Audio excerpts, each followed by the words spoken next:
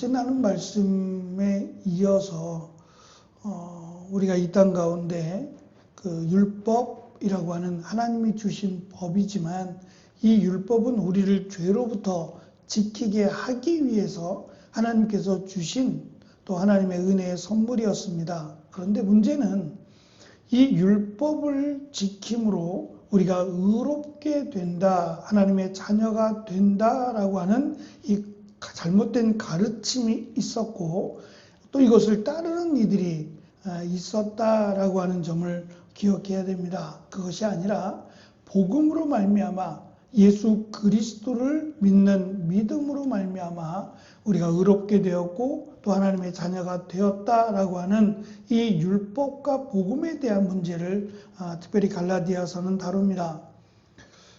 갈라디아서를 마무리해 가면서 특별히 성령의 열매를 사도 바울은 강조합니다. 그런데 이 성령의 열매가 굉장히 거창하거나 또는 우리가 감당하기 어려운 이러한 영역으로 설명하는 것이 아니라 어찌 보면 사소한 곳에서 또 우리가 일상 속에서 반드시 맺어야 될 열매로 설명을 합니다. 그 이유가 19절부터 21절에는 육체의 소욕 또는 육체의 욕망이라고 하는 15가지가 등장하게 되는데 이것은 한 가지만 해도 15가지를 나열하지 않고 그냥 몇 가지만 나열해도 굉장히 충격적이고 파격적인 것들입니다.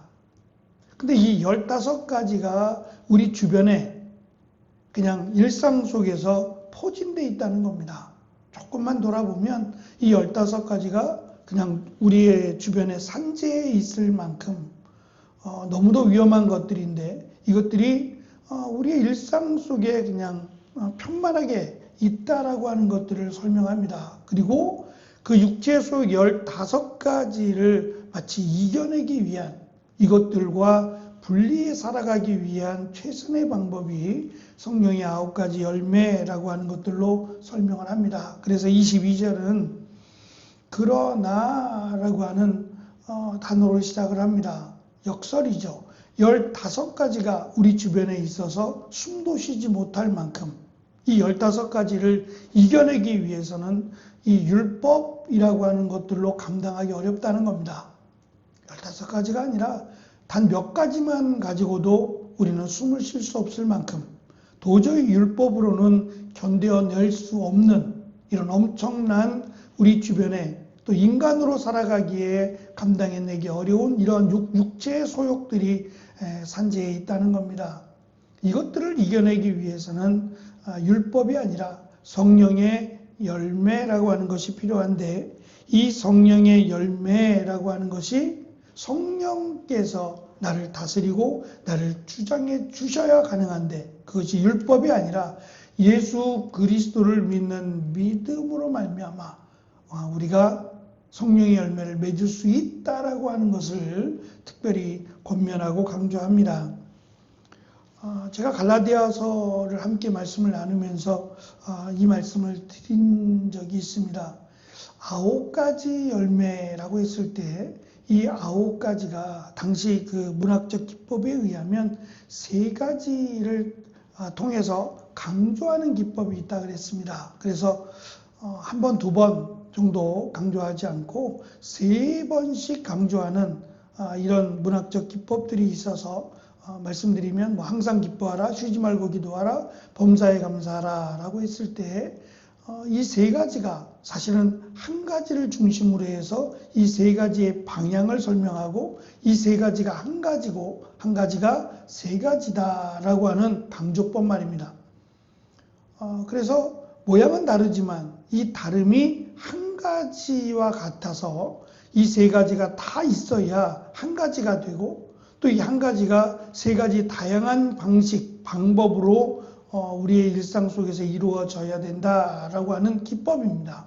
그렇게 보면 이 성령의 9가지 열매가 3가지씩 이렇게 묶여 있을 가능성이 높다는 겁니다. 그래서 첫째는 하나님과의 관계 속에서 이 9가지 열매들이 다 삶의 관계와 연관이 되어 있는데 첫째는 하나님과의 관계 속에서 그리스도 안에서 누리는 사랑과 또 희락과 화평이라고 하는 하나님과의 관계 속에서 집중되어 있는 세 가지 열매를 설명하고, 두 번째는 사람과의 관계 속에서 핍박 중에도 보복하지 않고 오래 참음으로 자격이 없는 자에게 베푸시는 자비를, 원수까지 사랑하는 양선이라고 하는 이 세 가지 열매를 설명하고, 마지막 자신과의 관계 속에서 신실한 충성과 겸손한 온유와 그리고 이 모든 성품이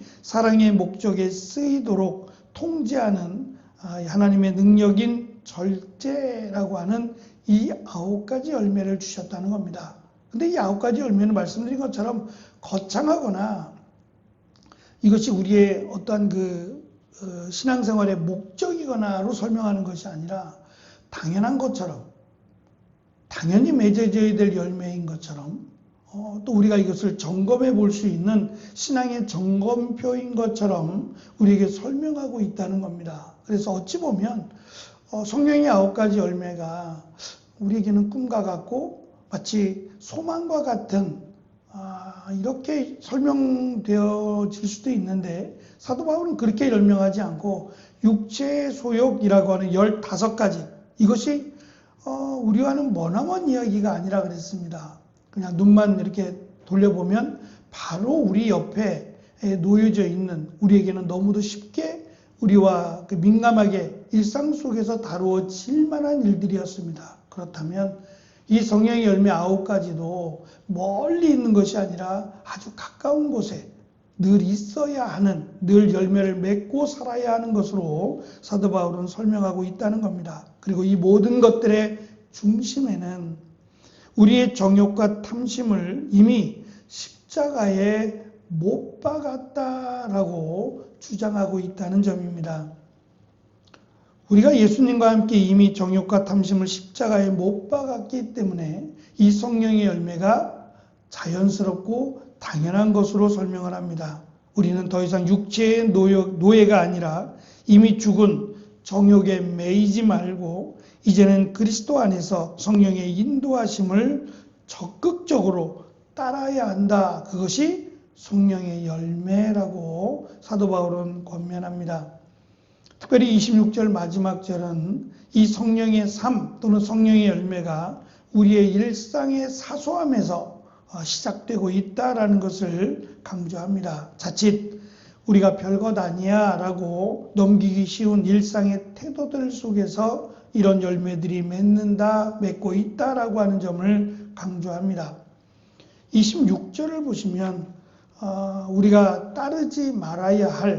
따라야 할 것으로 설명했다면 따르지 말아야 할, 한 번 더 강조해 주는 3가지 내용이 등장합니다. 첫째는 헛된 영광입니다. 헬라어 성경에서는 이것을 쓰레기 같은 생각이라고 설명을 합니다. 그것은 나를 드러내는 교만이라고 말합니다. 은연중에 내가 이렇다라고 하는 어찌 보면 당연한 일일 수도 있지요.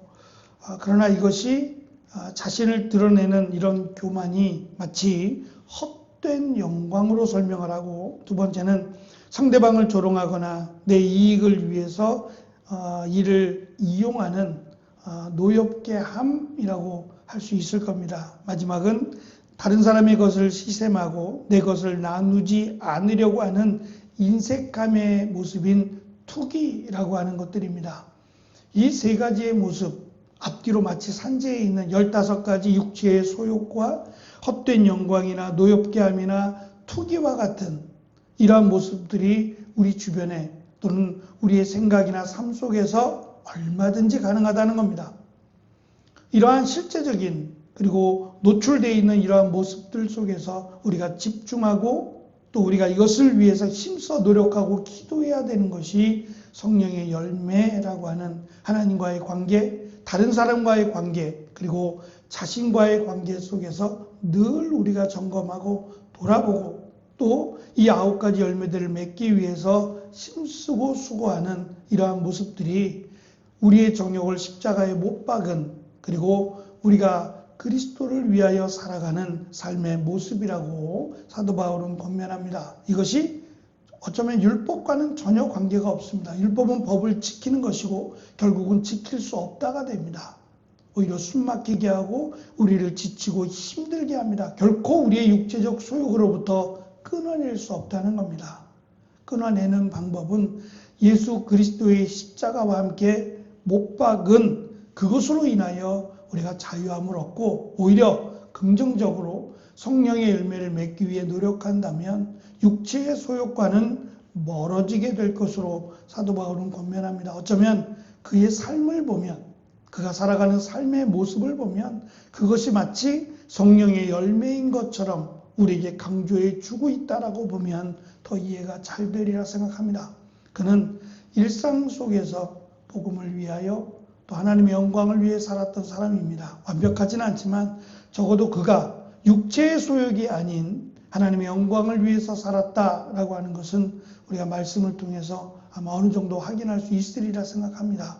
그렇게 살아갈 수는 없더라도 우리가 복음을 위해서 힘써 살아간다면 그것이 곧 성령의 열매라고 사도 바울은 권면하고 우리에게 강조해 줍니다.